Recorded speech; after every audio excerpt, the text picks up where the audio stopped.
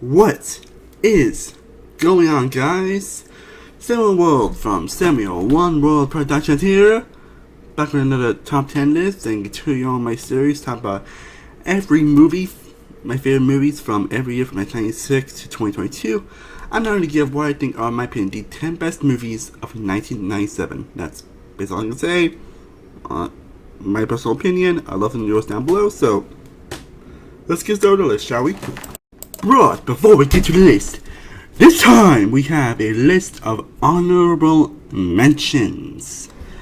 And the honorable mentions are Chasing Amy, As Good as It Gets, The Game, Selena, Contact, Copland, Air Force One, Boogie Nights, The Lost World Jurassic Park, and I don't know why people are gonna be hate that I didn't include this. Because I still love all these movies.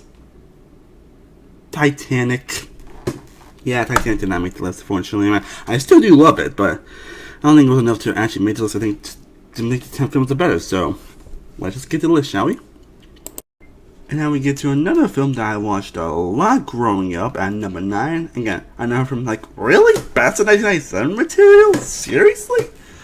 Well, yes, because I'm going with The Fifth Element, which is directed by Luc Besson, and it's always kind of an interesting director if you really think about it when it comes to his kind of style, and it's one of the styles that, again, it can depend on whether you like it or not. Again, I've not seen like every film that he's done, like he's done other movies like Professional and Lucy and Villain, which I actually do enjoy Villain, honestly. They also did some not so interesting movies like Anna, and of course those Archer and Invisible movies, but this is definitely might have been his best work, honestly. Again, another movie that just knows what it is and embraces it. It's very stylized, has great effects that still hold up very well. Great performances from Bruce Willis, Gary Oldman, Ian Holm, Mia Jovovich, and even Chris Tucker. Actually, yes, I even enjoyed Chris Tucker in this movie. Though, obviously I can understand why he's annoying, but I think that's Chris Tucker. The action sequences are great, the storytelling is good. Again, another film that's kind of dumb in some areas, but it's a film that's just so much fun and just delivers on the spectacle and what do you expect from a Luc Besson movie.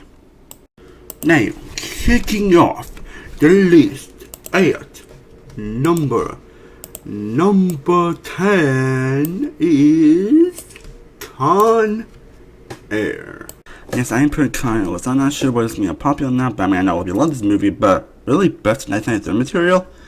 Well, yes, growing up, again, I've always loved Con Air, honestly, and it's freaking Nick Cage and being Nick Cage, and I don't know, I mean, if you know Nick Cage, you know he's probably one of the best over actors ever, and he's just one of those actors that just steals every scene that he's in. He just embodies the screen, and you can tell he's having a blast whenever all he's in. And that's pretty much proves that here, along with great performances from John Cusack, John Malkovich, Steve Buscemi, Vic Rames. You got a great cast here. Come on now, you also got really great action set pieces as well, a great score, a great soundtrack, just a simple fun that's kind of dumb in some areas, but kind of knows what it is and embraces it. That's throughout all I'm going to say about Con Air. It's just so much fun. Now, coming in number 8, a film that actually was number 10, but honestly, jumped up 2 spots, honestly, that is Liar Liar. Personally, Liar Liar is one of my favorite Jim Carrey comedies. Like, it's one of those classic Jim Carrey classic comedies for a reason, honestly. And then basically, Jim Carrey's deadbeat dad, and basically his kid wants him not alive for 24 hours, and it leads to some incredible, hilarious shenanigans through and through. Dude, and I always get a smile and a kick out every single time I watch this. Again, Jim Carrey's, I mean, you know how Jim Carrey was huge in the 90s and 2000s, and like, he's one of those comedic actors that you just can't help but love when he's on screen. He just has great charisma and energy to him. I mean, he was popular in the 90s for a goddamn reason, and that's pretty much proves that. But the comedy really hit, had a very memorable sequence, especially with the scenes involved in the courtroom. You got great acting across the board, just along with a nice, good message and heart to it as well. So, yeah, great stuff. Now coming in number 7, we actually get to another Nick Cage movie on this list. Something that's very out there, but number 7 is Face Off. Face Off. See the movie, you probably would get that joke because he says that so many times throughout the movie.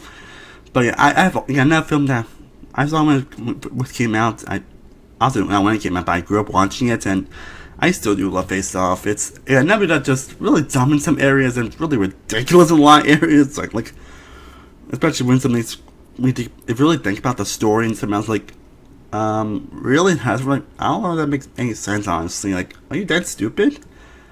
But again, it's a film that knows what it is and embraces it, and Nick Cage really does make this movie so much fun. Even John Travolta gives a really good performance here. I mean, the story itself is also incredibly interesting as well, not gonna lie. Like some of the stuff really makes much sense, or some kids can kind of stupid, but it's a film that has some really great action sequences, some really great character moments, and just a fun, kinetic, chaotic energy to it that I just can't help but smile and laugh whenever I come back to it. Now, at number 6 on this list, we have Scream 2. I guess someone I think 6-1 Scream actually topped that list. Actually, like it's one of my favorite horror movies of all time, and I've probably said a few times, but Scream is honestly the most consistent horror franchise. We've got 6 movies now in the series, and none of them have been bad at all. Honestly, I enjoyed Scream 3 to an extent. Honestly, like all the movies I think are pretty good to great. Honestly, and that's again that's very rare for an actual horror franchise to have that consistent quality. And Scream 2 is no exception. I always go back and forth now, at least nowadays, to which Scream sequel is the best, honestly. I mean, Scream 3 is my least favorite franchise, and Scream 4 probably would have been if it wasn't for the last 10 minutes. But then comes Scream 5 and 6, films I absolutely adore, and it could have actually be one of my favorite movies of the year, actually. So I always feel which one's actually my sequel. Like, I remember originally thinking the recent one was, but I go back and forth, honestly, but Scream 2 I don't think is a very worthy sequel. Again, for one being made 9 months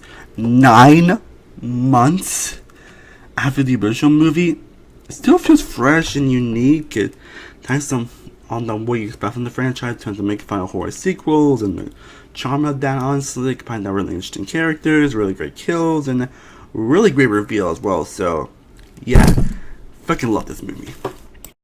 Now we're in the top 5 people, and coming in at number 5, we have Hercules. A film that I just got a lot. I know some people actually really don't like, honestly, but I never got that, honestly. I've always loved Hercules, honestly, growing up. I've always, I like a lot of this movie that when it came out, I watched it a lot when it came out, and I still do enjoy walking back to it, honestly. We got a very compelling heroic journey with Hercules going through this heroic journey. As well, he also got some very iconic characters here with Phil being so great by Danny DeVito, who steals every scene that he's in. And of course, you got being towards Hades, who I think is honestly one of the best Disney villains ever. Like, he's still iconic and memorable right there with his quips and his lines and how angry he really gets. Like, it's always so hilarious. And even Mega, that was a pretty interesting character, being not like your most Disney love interest, actually. And also, actually, has one of those Disney interests actually has an actual character to it, and actually, it's pretty interesting. Combined out with great action set pieces, great animation that still holds up very, very well 26 years later. And of course, some great songs, of course, Go the Distance, You're a Hero being probably some of my favorite Disney songs ever, being honest. So, by that, you got a great Disney package. And now at number 4, we actually have a film I actually did, one of those films I actually did watch for this list, actually. And it's a film I have not seen actually in years, actually. Like, it's been forever since I last saw this movie. And being number 4, I think it honestly holds up so well today, and it's still incredibly memorable. And that, my friends, is Austin Powers, International Man of Mystery. Oh, I was trying to do the big thing. Austin Powers, International Man of Mystery. But yeah, this movie is great. Honestly, I watched the entire franchise in general, and I forgot how good these movies are, honestly. I think between the 3 movies, though, I probably will say this is probably the best one, honestly. But this is still a great first movie that obviously is making fun of all the James Bond spy movies, and you can tell they were having a time of their lives here, with Mike Myers delivering one of his best performances here, with his great comedic timing and just very likable attitude for most of it. So it be kind of dick sometimes, not gonna lie. And of course, Dr. Evil, one of the most hilarious villains out there, also played by Mike Myers as well. Come on, Nail's got great score as well, really great character moments, fantastic set pieces, good soundtrack, good score as well. And again, the comedy really hits, like so many burst out, gut busting, laugh out loud moments that you just can't help but smile every time. Now at number 3, we're already in the top 3, but at number 3 we got another classic movie, and that is Men! Men in Black. Yeah, but number 3 is the original Men in Black. Again, another one of those original movies that's, I don't think, no matter how many sequels going to do, and honestly, I wouldn't be surprised they end up trying to do more of these movies, honestly. Like, I know, kind of trying to, honestly. I don't think any of those films are going to ever top the original, honestly. And it's a classic for a reason. The effects still hold up very well. The comedy and the story still hold up very well today, honestly. Will Smith gets one of his best performances here. And I definitely get back and forth with Tommy Lee Jones, despite the fact that kind of like negate what happens in the ending in the next movie. The chemistry is still great and amazing and just hilarious to watch. You know, it's gonna be great set pieces. They fucking kill a soundtrack. Like, I'm pretty sure Man Black's one of those songs that I just can't help but love, honestly. But again, so that's great heart and even some little bit of emotion to it, especially when it comes to Tommy Lee Jones' character and what he goes through. And the ending, again, sorry I negated it. Sequel still really hits. So yeah, it's the perfect fun sci-fi action comedy movie that just has the great laughs, the great action, and the great heart to it as well. Again, the reason why it still holds up, why people still talk about 26 years later, because it's that good of a movie. And I'm pretty sure they should not try, and I'm pretty sure everyone should just not try to top this movie, honestly. Like, I can argue it's one of the franchises that should state that, honestly. And I'm not the only one that thinks that, but the original still is a killer classic. Now, at number 2 on this list, number 2, we have the first of this studio of films on this list, and probably not the only one you'll see on this list. At number 2, we have Princess Mononoke, which of course is done by Studio Ghibli, which you guys don't know, I actually did watch all of their movies for the very first time back when COVID first, when the pandemic started, honestly, and this is one of the few franchises, few things I end up watching for the first time. I'm doing like a movie marathon where I watch all these movies and get my thoughts on them. And Studio Ghibli was definitely one of them, because by the fact I was familiar with them, maybe I've seen a couple of their movies, I've never seen their entire catalog, so I did. I even tried to do like a few series of them, but to be honest, I think those videos kind of sucked, honestly, if I'm being honest.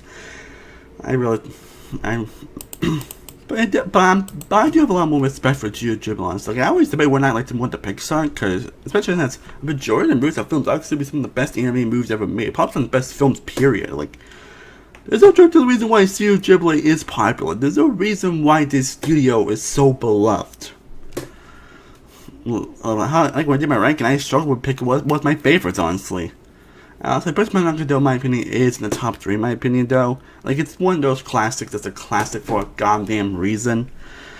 Like, you always say this film was one that Ghibli's best, and to be honest, for a good reason. Again, the animation is great, the storytelling is impactful, tells us some very interesting and mature themes, has a lot of heart to it, really interesting characters. Like, what do you say about this movie that hasn't already been said? I thought the number 2 should tell the woman something great about number 1, because again, Princess Mononoke is a true animated classic. But now, at number 1, my favorite movie of 1997, a film I don't think I really talked about on this channel, honestly. I think I have probably been to 1 or 2 times, but because this film is definitely my top 10 movies of all time, spoilers, and that is Good Will Hunting. Yeah, Good Will. I got another one of the classics. Like, what is the rest that hasn't already been said? Like, on top of that, Ron Williams gives probably his best performance here in this movie, giving a very dramatic and engaging performance. Like, Ron Williams was incredibly talented, and he's definitely, there's a reason why it almost seems like he's still dearly missed, honestly, in the acting world, and not just a human being in general. Matt Damon also giving a great performance, his best performance as well. The character that you probably should not like as much as he do, but when you do understand how he is the way he is, you really do enjoy what he goes through in his arc, what he goes through throughout the movie. As well, again, the screenplay is phenomenal, written by Matt Damon and Ben Affleck as well.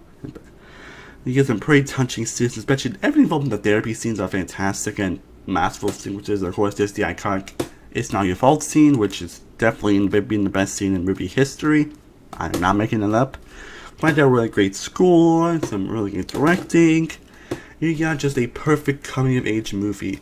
That's probably one of the most realistic movies you will ever come across. So yeah, it definitely is, my opinion, the best movie coming this year. Again, it's in my top 10 movies of all time. Well guys, I hope you enjoyed me discussing my 10 favorite movies of 1998. Let me know down below in the comment section what are your thoughts on these movies. Let me know your favorites down below in the comment section. I am Sam Wormwood of Sam World Productions. I will see you next time. As always, stay cool, love buddy. Peace.